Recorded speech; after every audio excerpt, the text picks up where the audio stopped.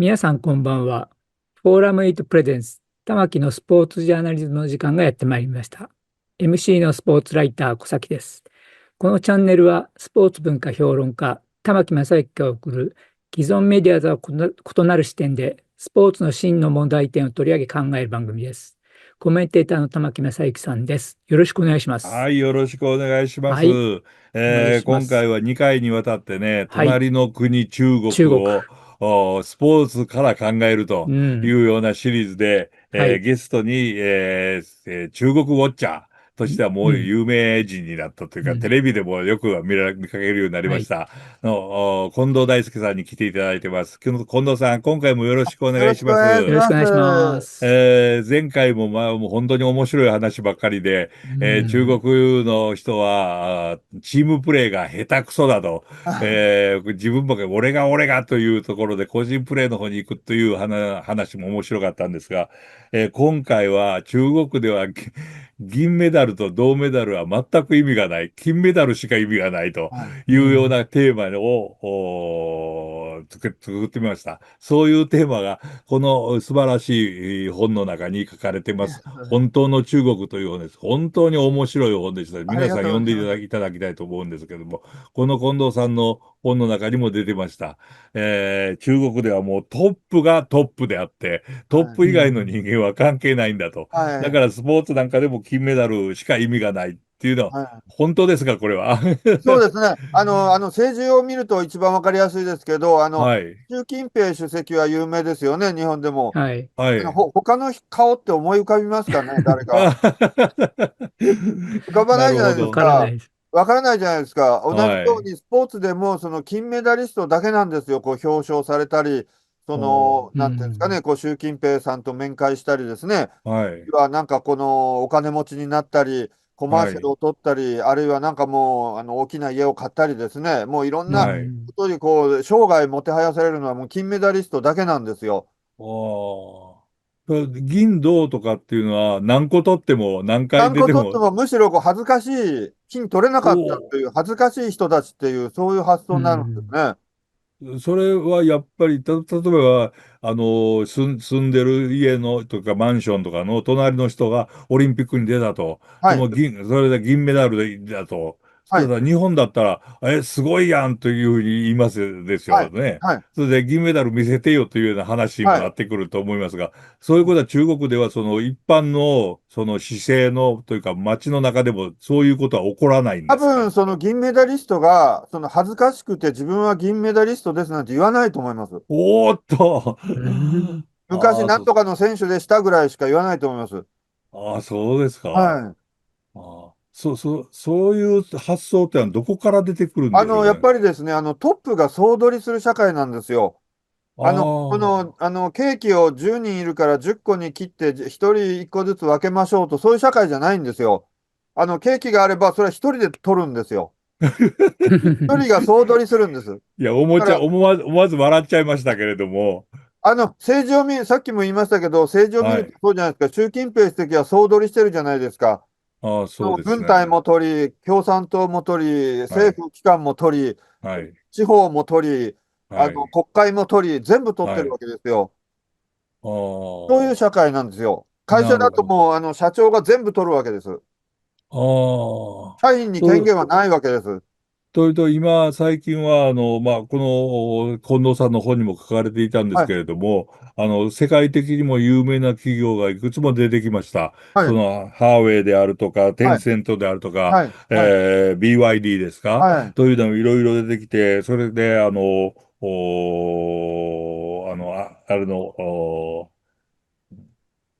失礼、日本を超え出てくる。るようなね、企業がいっぱい出てきてますけど、全部トップダウンです。創業者の、ファーウェイだったら人生比という、創業者、それええ、から、うん。BYD だったら、そのオーデン福さんという創業はい。者ですね。テンセントだったら、バカトーさんという創業者。この人がもう全権を握って全部決める。大事なことは全部一人で決めると。まあ、そういう社会ですよね。だかというと、ら、近藤さんなんかもよく、日本の企業の中国はい、との交はい。渉やなんかそうの、ですね。はい、通訳なんかもされはい、たりもしていはい、るわけですけれども、はい。その中で、やっぱり、その話をまとめるには、相手のトップと話しないとあ、意味がない。そうです。意味がないと今、いう。日米交渉でもそうでしたよね。赤澤大臣が10回か11回も行きましはいはい、たけど、来ましたあれ、結ね。局トランプ大統領が OK しないと意味ないわけですよね。なるほど。ああいう感じです。だかああ、らトランプで、大統領が金メダリストなわけですよ。あ、そうで、ベッそう、セントさんとか他の人は、グリアーさんとかあの人は銀メダルか銅メダルぐらいなんですよ。なるほど。銀でも、メダル、銅メダルと話をしても意味がないわけです。うん、ではい。も、アメリカの場合は、トランプ政権でそうはい。いうものになったというところが割にあって、はい。他の大統領の場合だったら、いろいはい。ろこう、そうですよね。ええ、権ええ。限が他の人には渡るはい。ということがあるんはい。ですけど、中はい。国の場合は全くないということもで、う全部トップダウンですね。トップそれがは鄧小平の時も、胡そうです。錦涛の時はい。も、全部同じだという。まあ、胡錦涛さんはもうちょっとこう、柔らかかったですけど、まあ、鄧小はい。平なんかはもう同じですよね。はい。なるほどね。となってくると、なんて言いますかね、中国というのは王朝が昔からどんどん変わってきたわけじゃはい。ないですか。はい。はい。それは今は共産党王朝であるとそうです。いう、だから、共産党総書記は皇帝様なわけですね。うあ、ん。それは冗談でも例えでも何でもなく、いや、もう現実としてそうですよね。あもう肝骨脱ー退です。皇帝制度が共産党というものを借りて、同じことやってるわけですよね。なるほど。はい。私がちょっとスポーツの関係とか、オペラの関はい。係で、はい。ロシアに行ったことがあるんですはい。けれども、はい。その時にマトリョーシカ、マトリョーシカ。はい。はい。マトリョーシカの、先ほど、はい。一番でかいのがあるって言われて、はい。それを、話に聞いて、はい。残念ながら売ってもらえなかったんですけど、1はい。はい。メートルぐらいの高さがあっそんて、なんあるんですか。はい。それはイワン雷帝から、はい。プーチンまで入ってると。あ、も皇帝うずっと様ですね、やっぱり。言わないでから、エカテリーネであるとか、はい。もういろんな、はい。はい。ロマノフ王朝はい。とかがあっはい。はい。た後に、はい。レーニンがあって、ゴルバチスターリンがいて、ョフがいて、はい。プーチンまであ、マトリョーシカできてるというふうはい。に言って笑ってた、本当にあるらしいんですけれどもね。じゃあ同じで、ですね、ロシアも。要するに共産党まで、要するに皇帝と同じようなそうです、歴史でそうです。はい。考えてる。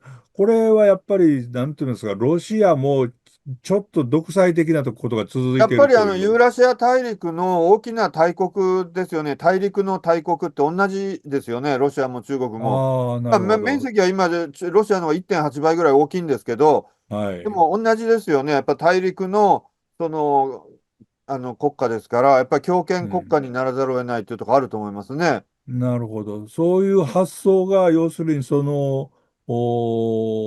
なんていうんですか、大きな土地から、はい。こう、人間の生き方を、はい。こう、作っていくといはい。うことなんでしょうかね。みんなでなんか話し合ってまとめるには距離がありすぎますし、あとそんな時間がないわけですよ。もう敵が攻めてきますから、はい。トップがこうやれってやって、わーっとやるしかないわけですよ。そうじゃないとみんなやられちゃうわけですよ。う周囲ん。敵だらけですから。うん。だからもうなんかこう、まあ、高崎山の猿山じゃないですけど、こっちはいはいがバーはいはい。ッと行ったらわーっとこう動くみたいな、そうしないとみんなが生き残れないわけですよね、大陸。なるほどはい。ね。なるほど。まあ、それで、要するにトップだと、トップはもう、オリンピックだったら金メダル取った人がそうです、そう1位でです、そうです。ないとダメなんだといはい。う意識がずっと広がっている中で、はい。ロシアもそうなんですけれども、中国のオリンピック選手やなんかもドーピングが結構ありますごいすよね。ですよね。はい。これはどうなんですか中国、金メダルじゃなきゃダメだという社会の風潮がですね、えマイナス面として、金え、えメダルを取るための手段は問わないということになっちゃうわけですよ。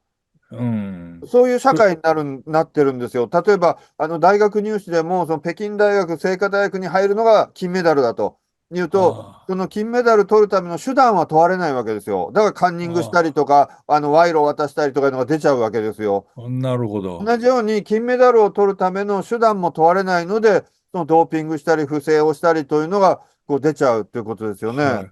それに対する、例えば社会的非難とかっていうのはどうなんですかやっぱり、見つかればあるんですけれども、え見つからない限り、ギリギリ、もう、なんていうんですか、塀の上に登ってても塀に落ちない、ペンギンの塀から落ちない、中に落ちないようにギリギリでこうやろうみたいな。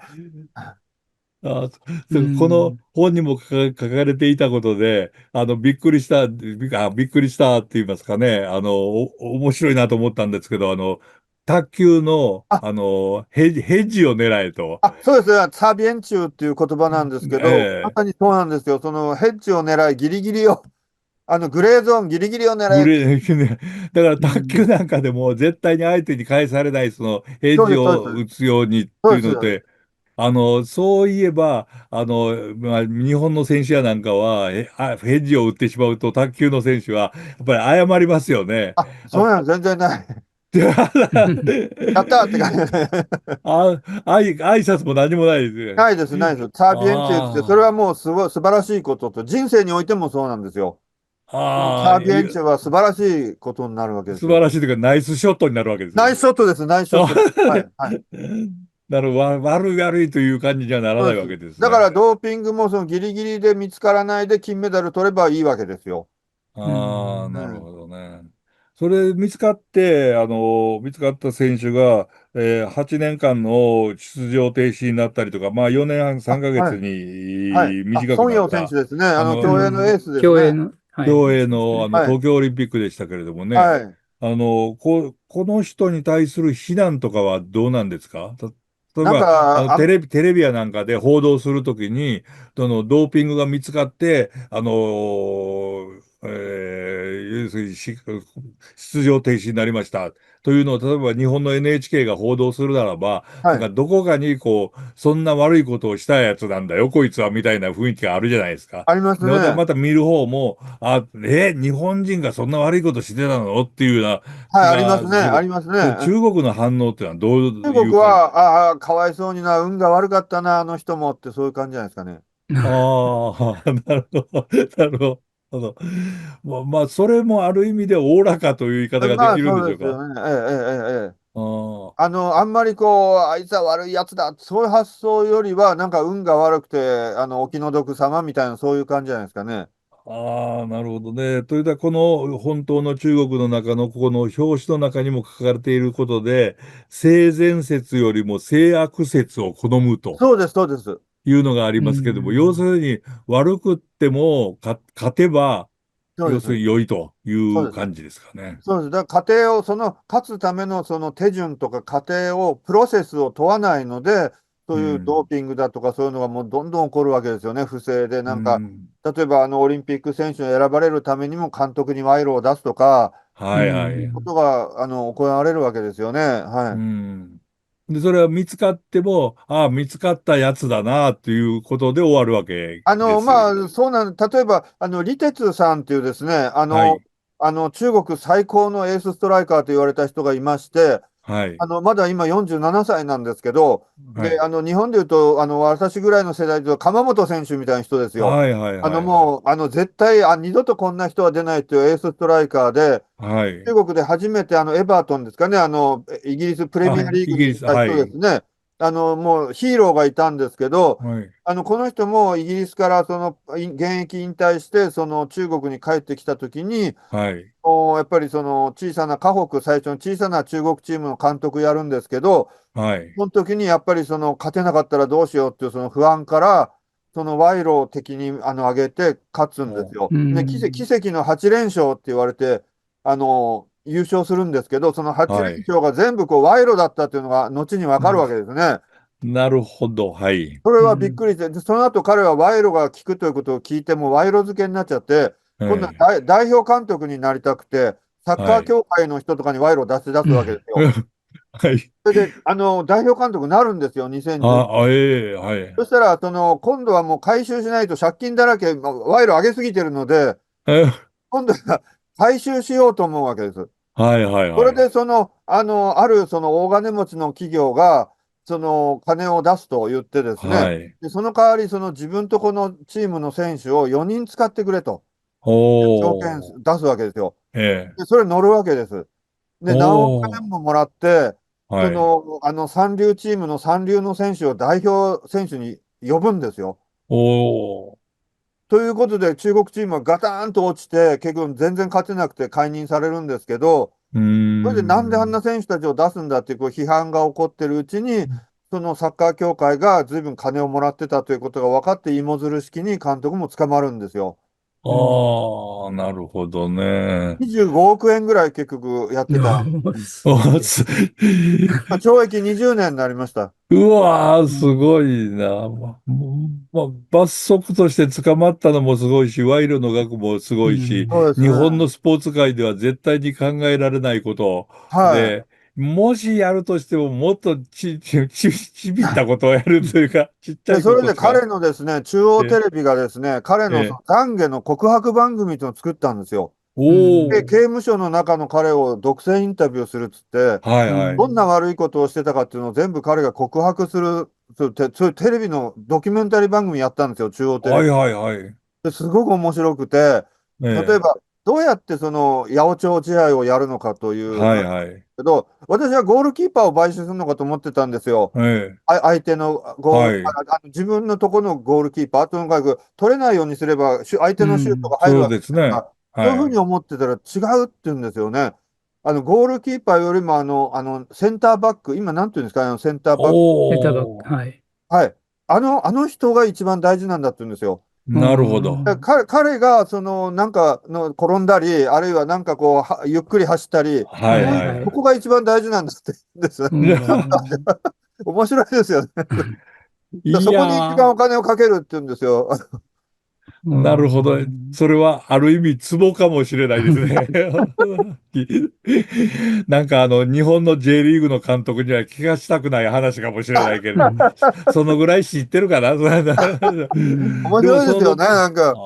うでん。もそのドキュメンタリー番組はなんかかなり視聴率取ったんですかね、やっぱりね。面撮白いですね。りましたね、撮りましたね、はい。その今視聴率とかテレビの話になりましたけども、一般の人っていうのはそういうのに対してどうなんですか？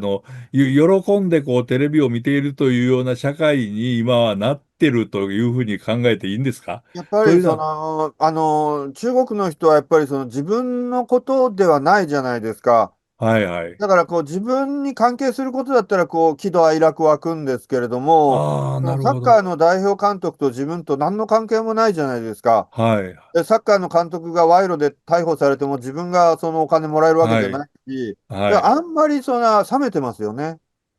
うああ、なるほん。どああ、こんなね。やつこんなことやってるんだみたいな、そんな感じじゃないですかね。冷めた感じで見てると思いますね。ああ、なるほどね。ああ、それは非常に面白い、話ですね。要するに、私が、俺がというような社会の中では、はい。俺と関係のないところの出来事というのは、あはい。まりコミットしないわけでそうです。すよね。それがなんかこのサッカーくじとか、はい。やって、あ、それでお金入ってくるんだったら、もう真面目になると思うんですけうんまたど、別だな。あ、なるほどね。はい。ちょっと話がね、変わりますけれども、はい。実は今、北海道で今も続いているパシフィックミュージックフェスティバルっていうはい。イベントがありまして、はい。これが実はレナード・バーンスタインとあ、いう、はい。知ってます、知ってます。指揮者。彼が作ったもので、はい。ボストンでやってるタングルッドの音楽祭と、はい。それからヨーロッパでやっているシュレスフィ・ホルスタイン音楽祭、はい、はい、はい、そはい。はい。れと同じように、アジアにもあ、学生オーケストラの素晴らしいですね。イベントを作りたいはい。というはい。ことで、北京で話をしていて、北はい。京でやろうといはい。うことになった瞬間に、はい。天安門事件が起きちゃった。あ、うわほんで、それで天安門事件が起きた時に、一ー、緒に行って、1989年ですね。はい、一緒に行ってた日本人のマネージャーが、だったら札幌でやろうと。あ、いうことを言って、それから札幌で始まったっていう、そうなんですか。こういういきさつがあったんですけれども、はそういう、その後私、札幌でのパシフィックミュージックフェスティバル、何度か取材に行ったり、あ、そうしなんですね。てまして、そこあ、に中国から来た人が、来たはい。ビオラ弾いてた若はい。者が、はい。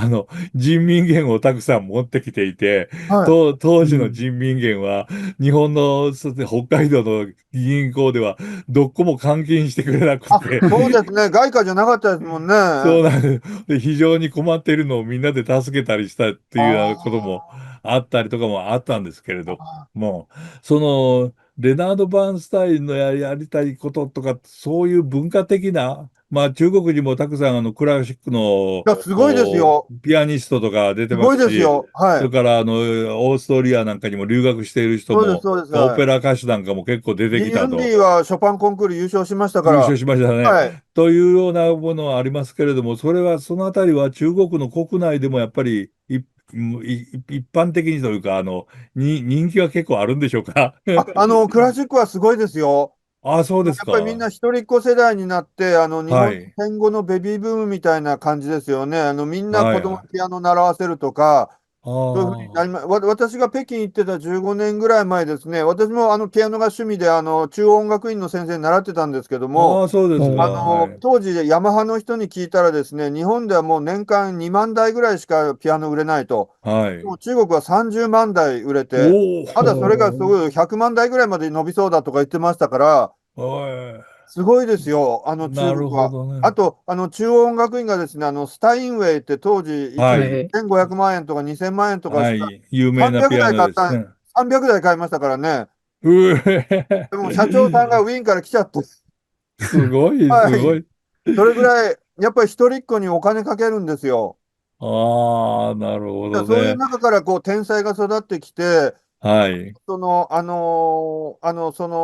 人っ子の天才は、そのピアニストか、プロゴルファーにしろというぐらいね、はい。後ですごいお金が返ってくるもんですから、はい、はい、はい、そうはい。いうぐらい、親たちが必死になってますよね。なるほどね。はい。その投資が、戻ってくるそうです、と、そうです、そうです。子供にはい。対する投資ですはい。ね。なるほどね。まあ、そんな中で今、中国は結構この本にも出ていましたけれども、結構な不況に悩んでいると言いますか、ひどいですね。そういうふうには見えないというふうな感じも私なんかはしてたんですけれども、かなりのやっぱり、苦しんでるところはあるん苦ですが、しんでますね。もう本当に日本でバブル経済崩壊した後の、はい。その天安門事件の頃バブルでしたけど、終わはい、ってはい。90年代から落ちてきますよね。はい、そうですね。ああいうイメージですね、今。ああ、そうですか。そうはい。いう時の怒りが蓄積されたりとかっていうところから、はい。何か新しいその動きみたいな、例えば天安門事件のようなものはい。がもう一度勃発するというような、そういうエネルギーはないんです今かね。のところないですね。それは2つ理由がありまして、はい。1つはやっぱり若者世代がすごくこう一人っ子で、草食系、あおとなしくなってるんですよ。あ、はいはいはい。寝そべり族とか言われる、おとなしいんですよ。で、スマホだけあはい。ればいいやみたいな、そういう内向きな人が多いというのは一つ。それからもう一つは、その IT があの発達していってですね、はいはいはい。監視とかその警戒がしやすくなってるんですよ。監視カメあラは中国中に張うり巡らしたりん。とあ、はか、い。スマートフォンの SNS を常に監視したりとか、はい。そういうことがやりやすくなってるんですよ。なるほど。だから難しいですよね、なかなか。はい。なるほどね。かつてはというよりもそんなに昔じゃないですけれども、鄧小平なんかが、要するに、資本主義社会はい。というものをどんどん取り入れたはい。時には、かはい。なりの多くの日本人のもそうですけれども、はい。かなりの多くの人が、はい。中国もこれで民主主義の世界はい。に変わるんはい。じゃないかという声がありましありたし、ましたよね。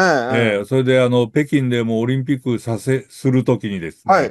北京のオリンピックはなぜするのかっていうときはい。に、その中国を国際社会に引っ張り出して、そうでした、そうでした。はい。そういうので、その時確かニューヨークも立候補する予定だったのが、はい。あれは裏で大統領が、ね、止めたんですよね、立候補を。そうなんですか。そうなんですよ。それ大阪がね、それを知らずにね、北京で争って立候補なんかして、私その時大阪の市長とも話したんですけど、あもう、3票しか取れないからやめなさいというふうに言ってたんですけれども、そうしたら終わってみたら6票取れたんで、玉木さん予想が外れたんでって言われたら、あ、そんなもの外れたにはならないでしょうと言ってた。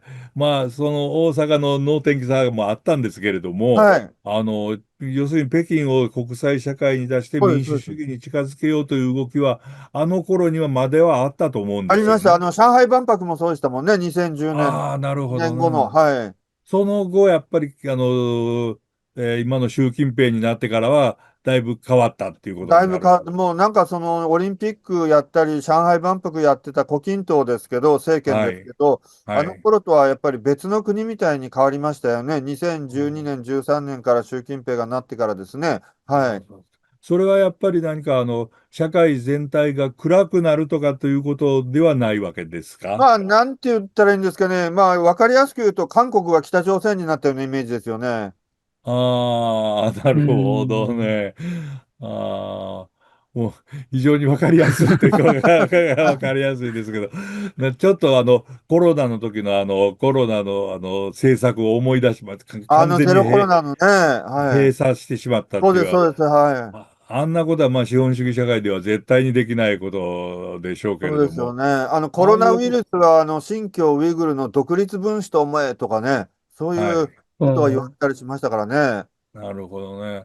ということは、やっぱりチベットの再独立の動きとかっていうのも、やっぱり今からはもう考えにくいという考えられない。ことに。チベットは先月ちょうど自治区、自治区の、はい。59だから、70周年かな。はい、やりましはい。たからね。はい。ああ、そうですか。習近平主な、席も行きました。なるほうん。ど。なんかダライラマが習近平ダライラマみたいな、そんな式典でしたよ。2万人参加しあ、て。そうですか。まあ、チベットの、なんて言いますか、チベット文化が消えてしまわないように、それだけは祈りたいというふうにも思いますけれども、中国のオリンピックでのメダルの数の多さ、今はアメリカと争って、はい。ずっと争ってます。これは続きそうですか？や、もっと続くと思いますね。やっぱりそうん。の金メダルを取ることのですね、で、人はい。生が変わりますので、それで、なるほど。金メダリストって意外とですね、こう農村から来たですね、貧しいあ人の出身が多いんですよ。あ、はだから、すいはい。ごくこう、ハンサムだったり、美人だったり、可愛い女性だったりしますけども、はい。優勝金メダルのインタビューをやるとですね、もうええ。方言丸出しでびっくりするんですよ。ああ、そうですか。おー。これえ昔韓国え。もそうでしたけど、はい。こういう感じの人だったんだみたいな、ちょっとこう、びっくりするんですよ。ああ、なるほ本当、地どね。方の貧しいところの出身が多いです。ああ、だからそうですか。もうなんていうんですかね、その富を得る、数少ない手段なんですよね。スポあ、ーツとか芸能とか、そういうとこ音ろがです楽ね。とか、なるはい、ほどはい、ね。それともう一つ、近藤さんには聞きたいなと思っていはい、たのが、中国では意外とパラリンピックスポーツですね。それが結構盛んで、全国大会なんかも開かれていて、DVD なんかでは発売されているの日本でも見たことあるんですけれども、これは、軍隊で怪我をした人が中心になってるんではないかって言った人がいるんですけれども、そういう考えがやっぱりありますか？それはあると思いますね。うやっん。ぱり退役軍人部というのを2018年に初めて作りまして、はい。この軍人 OB たちですね、この人たちをもうちょっとこう、待遇しようよというですね、中央うん。官庁を作ったんですよ、これ、習近平主席が。でおー。退役軍人の家族とかまで含めると、はい。7500万人ぐらいいるんですよ。おー、それで、なるほど。うん。特に昔の軍隊では、その怪我をしたりとか多かったですから、はい。そういう人たちの面倒を見るというのはですね、これ、国う家戦略ん。的にも、大事なことで、あなるほの、ど。多いですよね。身体障害者の人も一説に言うと6000万人ぐらいいると、ああ、言いますし、なる。やっぱりそういう人たちをこう味方につけていくっていうのは大事なんですけど、うん。私のイメージとしてはですね、その日本ほど全くそんなに顧みられてるとは思いません。ああ、そうですやっぱり弱か。肉強食社会ですので、はいはいはい。強いものに憧れ、強いものをもてはやすという社会ですから、なるほど。弱者をこう優遇するというところまではまだ全然行ってないと思います。なるほどね。いやいやいやいや、よくわかりました。その中国の、まあ、なんて言いますか、大きさとおおらかさというものが、プラスになるときと、マイナスにそうですね。はい。なるときというものはい。が非常に、あるんだとはい。いうことがよくわかりましたけど、最後に一言だけ、どうでしょう。中国のスポーツ、これからどうなっていきますかね。これからやっぱり一人っ子が全部選手になりますので、はい。しかもその一人っ子なので、すごくその北京大学とか清華大学とか行くのとは別な道で、やっぱり金メダル取ろうという親たちがもう必死になって、もしくは村が一堂にやったりしますから、まだまだですね、中国のその選手の活躍というのは、これから、アメリカを抜くぐらいですね、はい。で金メダルになると国家が支えますから、はいはいはいもう、はい。発展していくと思います。はい。なるほどね。まあ、中国には、金メダルの人だけと言わずに、銀の人も銅の人も、可愛がってあげてくださいと、一言、日本からの、戦略的互恵関係の日本から助言を送りたいと思いますが、いや、近藤さん、2回にわたって本当にありがとうごどうもありがとうざいました。ございましありがとうございました。た。中国でもうスポーツのことから語っていただいて、本当に楽しくいろいろ、知識が広がりまして、とんでもないです。嬉しいこと頑張ってくがあります。ださい。はい。本当にありがとうございありまがとうございした。ました。失礼いたします。はい。皆さんご覧いただきありがとうございました。次回のフォーラム8プレゼンツ、玉木のスポーツジャーナリズムを楽しみにしていてください。それでは皆さん次のエピソードでお会いしましょう。さようなら。